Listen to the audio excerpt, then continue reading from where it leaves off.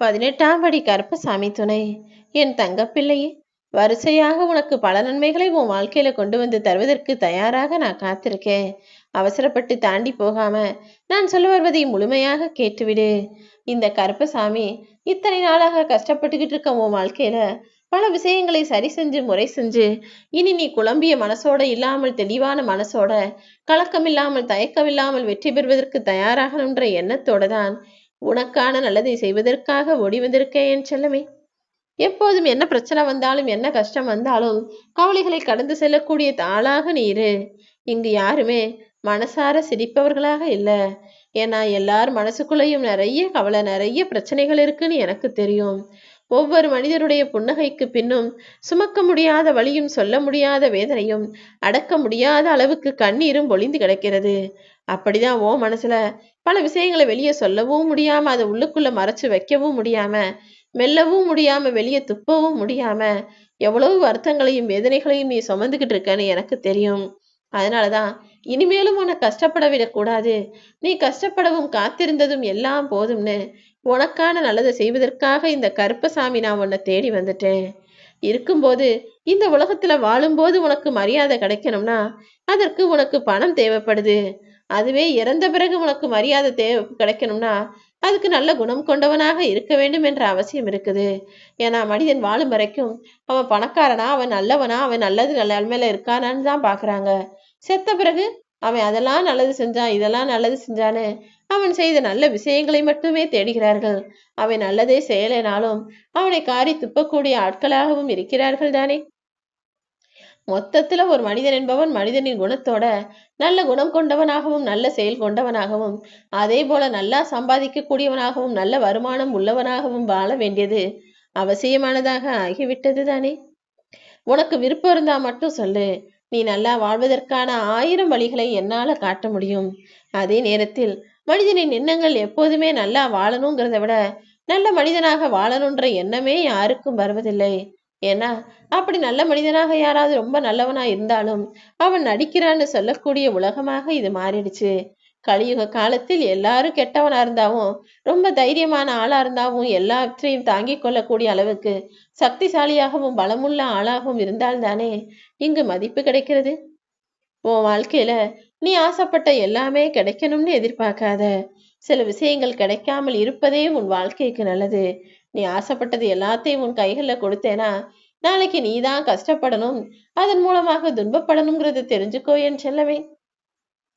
அதனாலதான் உன் வாழ்க்கைக்கு ஒத்து வராத விஷயங்களையும் ஒத்து வராத மனிதர்களையும் நான் உனக்கு துணையாக உன் கூட இருக்கும்படி செய்யறது கிடையாது. ஒரு விஷயம் உன்னை விட்டு போகுது, ஒரு உறவு உன்னை விட்டு விலகுதுன்னா அது நிச்சயம் உன் நன்மைக்காக மட்டும்தான் நான் செய்றேன். வாழ்க்கைங்கிறது இதுதான். நீ யாருக்காக எல்லாத்தையும் இழக்கிறாயோ, நீ யாருக்காக எல்லாத்தையும் பார்த்து பார்த்து செய்றியோ, ஒரு கட்டத்துக்கு மேல அவங்க வாழ்க்கையில உன்னை ஒரு ஆளா கூட மதிக்க மாட்டாங்க. அதுதான் வாழ்க்கை, அவ்வளவுதான் வாழ்க்கைங்கிறத நீ புரிஞ்சுக்கிட்டு எல்லாத்தையும் எதிர்கொள்ளக்கூடிய ஆளாக இரு. உதாரணத்திற்கு ஒரு பெத்தவங்களே எடுத்துக்கோ.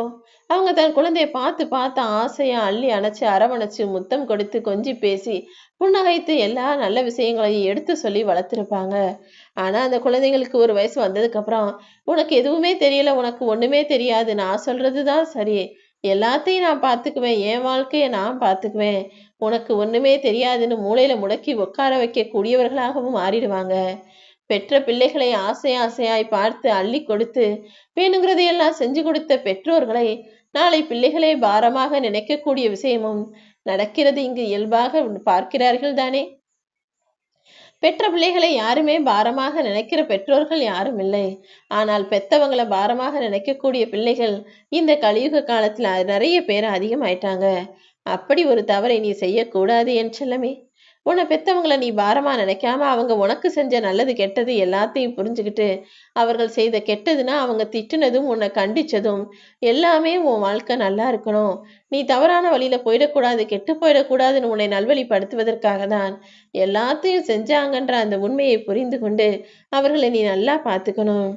வாழ்க்கையின் ரகசியத்தையும் வாழ்க்கையின் யதார்த்தத்தையும் புரிஞ்சுக்கிட்டதானே இனிமேலாவது எதை எப்போது எப்படி செய்யணும், யாரை எந்த இடத்துல வைக்கணும்ன்றத புரிஞ்சு நடந்துக்கோ. உன் எண்ணங்கள் எப்போதும் அழகாக இருந்தா உன்னுடைய முகமும் அழகாக இருக்கும், உன்னுடைய வாழ்க்கையும் அழகாக இருக்கும். எண்ணங்களை மட்டும் எப்போதும் நேர்மையானதாக, நியாயமானதாக, யாருக்கும் கெடுதல் நினைக்காத, பழிவாங்காத அளவுக்கு இருக்கும்படி நீ பார்த்துக் கொள்வாயா? இங்கு யாருமே திருத்திக் கொள்வதற்கோ அல்லது திருந்திக் கொள்வதற்கோ வாழ்க்கை ஒன்றும் விடாத்தாலோ விடைத்தாலோ கிடையாது. எப்போதும் வாழ்க்கையில எல்லாருமே தவறு செஞ்சு அவங்கவங்களா திருந்திக்கணும். நீ உனக்கு பிடிச்சத செய்யி. உனக்கு பிடிச்சதை நீ செய்யும் போது அதன் மூலமாக வரும் கஷ்டத்தையும் அதனால் நடக்கக்கூடிய பின்விளைவுகளையும் எதிர்கொள்ளக்கூடிய அளவுக்கு தைரியமாகவும் இருக்கணும் என் தங்கமே. ஒரு சில பேருக்கு நீ செய்யறது பிடிக்காது, நீ நல்லா வாழ்றதும் பிடிக்காது, நல்ல நிலைமைக்கு வர்றதும் பிடிக்காது. அப்ப என்னடா செஞ்சு உன்னை அழிக்கலாம், எதுவுமே உனக்கு எதிராக செய்ய முடியலையேன்னு யோசிக்கிறவங்க, நேரடியாக உன்னை எதிர்க்க தைரியம் இல்லாதவர்கள் பயன்படுத்தும் ஒரே ஆயுதம்தான் உன்னை பத்தின பொய்யான வதந்திகளை பரப்புவது. அப்படிதான் உன்னை பற்றிய பொய்களை சொல்லி நீ பொறாமப்படுற, நீ கோபப்படுற, நீ கெட்டவன், சுயநலம் பிடிச்சவன், அந்த தவறு செஞ்ச, இந்த தவறு செஞ்சன்னு உன் மீது பொய்யான வதந்திகளை பரப்புபவர்களாக இருப்பார்கள். அப்படி யார் உன்னை பத்தி என்ன பொய் சொன்னாலும் வதந்திகளை கிளப்பினாலும் நீ எதையும் கண்டுகொள்ளாத ஆளாக, கடந்து போகக்கூடிய ஆளாக இருக்கணுமே தவிர, என்னடா அவங்க நம்மளை பார்த்து இப்படி சொல்லிட்டாங்களே, இவங்க நம்மளை பார்த்து அப்படி நினைச்சிட்டாங்களே நினைச்சு தடுமாறவோ தயங்கவோ வேண்டாமே என் தங்கமே. நீ தினமும் என்ன செய்யறதுன்னு யோசிச்சுக்கிட்டே இருக்கதானே உன் வாழ்க்கையை நல்ல நிலைமை கொண்டு வர்றதுக்கு நான் உனக்கு நிச்சயமாக நல்வழியை காட்டுவேன். உன் மனசுல இருக்க குழப்பங்களை எல்லாம் தெளிய வச்சு உன் பிரச்சனைகளுக்கான ஒரு தீர்வையும் முடிவையும் நான் கொடுக்கிறேன். நீ எந்த முடிவு எடுத்தாலும் எப்போதும் என் துணை உனக்கு இருக்கும். நீ எதை பார்த்தும் வருத்தம் அடைய வேண்டிய அவசியமே இல்லை. உன் வாழ்க்கையில நீ எதை எப்படி செய்யணும்ன்ற புரிதல்களையும் தெளிவையும் உனக்குள்ள இருந்து நானே உனக்கு வழிகாட்டுவேன். நீ அமைதியாக உன் வேலையை பாரு. உன் வாழ்க்கையில நடக்க வேண்டிய நல்ல விஷயங்களை எல்லாம் இந்த கருப்பசாமி நான் பார்த்துக்கிறேன்னு சொல்றேன். வரிசையாக அடுத்தடுத்து உன் வாழ்க்கையில நீ எதிர்பார்த்த எல்லா நல்ல விஷயங்களும் நடந்து நீயும் சந்தோஷமாக நன்மையாக உன் வாழ்க்கையை வாழ்வதுபடி நான் உனக்கு உதவி செய்வேன் என் செல்லமே. ரொம்ப நாளா கஷ்டப்பட்டு நிறைய பேர் உன்னிடமிருந்து ஏமாற்றத்தை பெற்று நீ தனியாக இருக்கவும் தவித்திருக்கவும் இப்போது பழகிவிட்டாய் தானே. தவித்திருந்த நீ இப்போது தனித்திருந்து தனிமையே உனக்கு மிகவும் பிடிச்ச விஷயமாகவும் மாறிடுச்சுன்றது எனக்கு தெரியும்.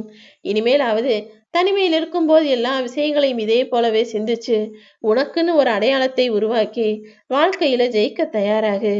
ஒருபோதும் அடுத்தவனை போல வாழ ஆசைப்படாத. ஏன்னா அடுத்தவனே இன்னொருவனை பார்த்து அவன் போல வாழணும்னு ஆசைப்படுறான்.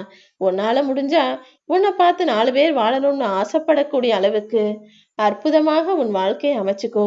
நீ நல்லா யோசிச்சு எந்த முடிவை எடுத்தாலும் அது நிச்சயமாக உனக்கு துன்பத்தை தராது என் தங்கமே.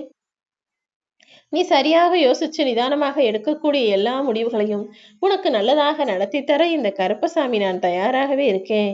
நீ நினைக்கிறது போல உன் கூட பழகுற எல்லாரும் இருக்கணும்னு நினைக்காத. இங்கு ஒவ்வொருவருடைய மனசும் ஒவ்வொருவருடைய குணமும் ஒவ்வொருவருடைய கொள்கையும் வேறு வேறாக இருக்கிறது. நேரம் வரும்போது உன் மன பாரத்தை எல்லாம் விலக்கி உனக்குள்ள அமைதியை நான் கொண்டு வந்து தர்றேன். இலகுவான மனசோட, மிகவும் யதார்த்தமான தெளிவான மனசோட தைரியமாக நீரு. உனக்கான விஷயங்கள் பல நன்மைகளாக அடுத்தடுத்து தொடர்ந்து நடக்க போகுது. நீ என்னிடம் கேட்ட எல்லா விஷயங்களையும், நீ என்னிடம் வச்ச எல்லா பிரார்த்தனைகளையும், உன்னுடைய வேண்டுதல்களையும் உனக்காக நான் நிறைவேற்றி தரப்போறேன். உனக்குள் இயல்பாக வரும் ஆசைகளை விட அடுத்தவர்களின் வாழ்க்கையை பார்த்து வரும் ஆசைகள் தான் நிறைய இருக்கு. அது நிச்சயமாக துன்பத்தை தரும். அதை ஒதுக்கி வச்சுட்டு உனக்கான நல்ல விஷயங்களே நீ செய்து விடு.